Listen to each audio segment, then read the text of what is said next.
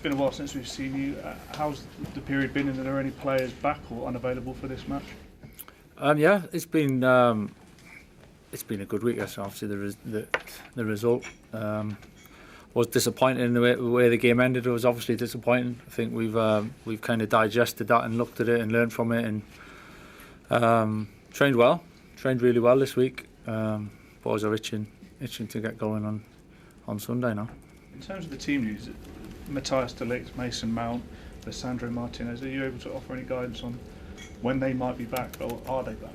Mason's back with the group, which is fantastic.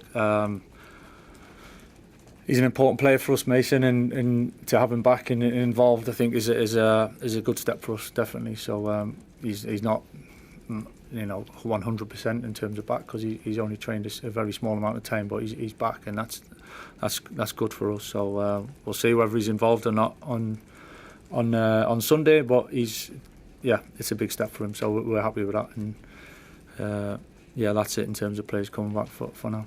Dan. Michael, good to see you again.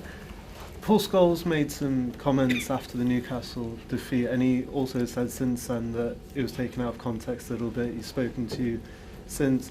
Just wonder what that interaction was like, if you can share a little bit, but also your experience at this club and your relationship with past teammates. How much can that help, defuse maybe situations like that maybe in the past do get kind of exploded a little bit, more noise on the players? How important can that be? It was nothing, really.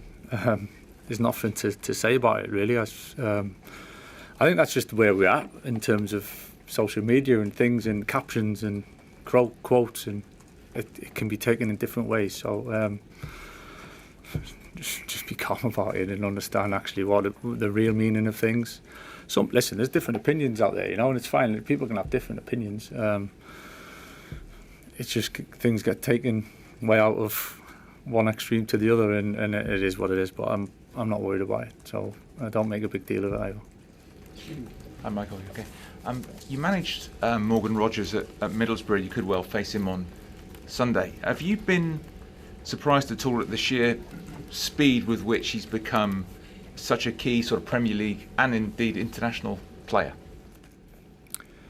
Yeah, listen, first of all, it's fantastic for me to see Morgan going on to do so well. And he's did it for a good period of time now, and he had the initial signing in the January and wasn't really sure how it was going to go.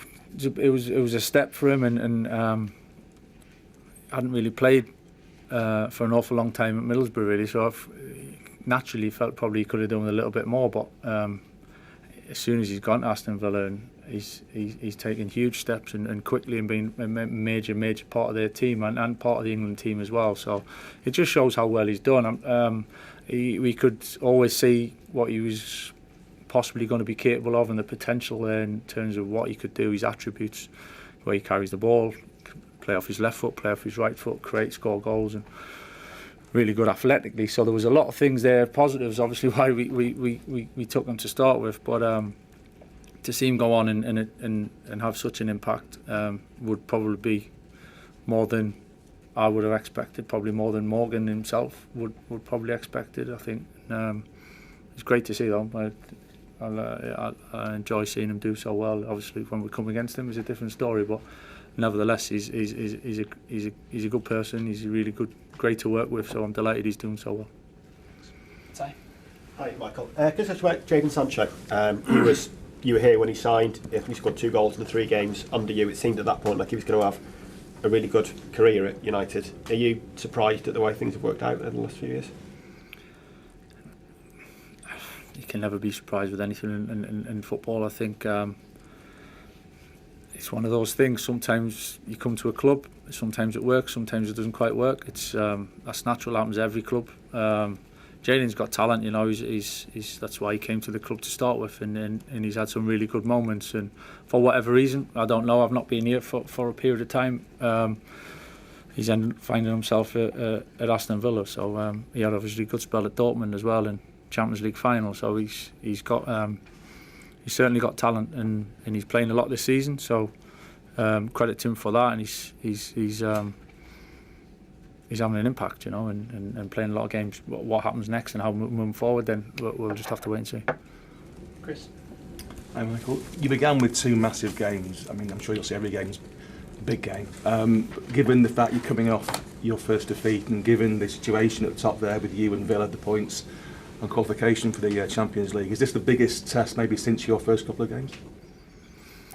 I think we're always in a test, you know. I think it's always about what's next, what you're going to react, whether you've won, whether you haven't won, whether you've drawn, what's going to be the reaction, what's the group, what's the emotions in it, how do we make the best of it, what's the motivation for the next game, and driving that forward. So I understand with it being the first defeat, if you like, feels a little bit different, but it's going to come at some point. I think you look through the league, it's a tough league. Most teams, if not every team, has suffered that in recent times. So it's putting things in perspective really, and kind of putting it in shape where we know where we can improve, what we can do better. We're taking a lot of confidence from as a group what we can and what we show we can achieve and how we can play. So it's been a really good week in many ways, and excited. It's an important game. There's no getting away from it. It's a fantastic game. We've put ourselves in a position now where there's an awful lot to play for, and so yeah, fully really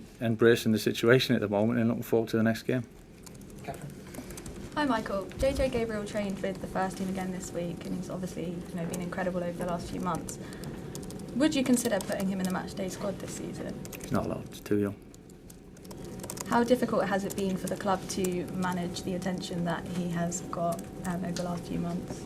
No, he's doing really well, JJ. We've got some really good young players in the academy, and we try and get the younger players up as much as we can, and 21s are kicking off in 25 minutes as well, so we're looking forward to finishing this and going to watch them. I'd much rather be here, I must say, but so yeah, we're always trying to expose and give that exposure to the players to come and train and feel it. JJ's a big talent. It's pretty obvious to know that, and he's had a really good season for the under-18s, and we obviously think an awful lot of him, but patience is important in managing everything that comes with that, and working with him, development is as we do with all the different age groups and younger players, and picking the right moment to step up, picking the right moment to leave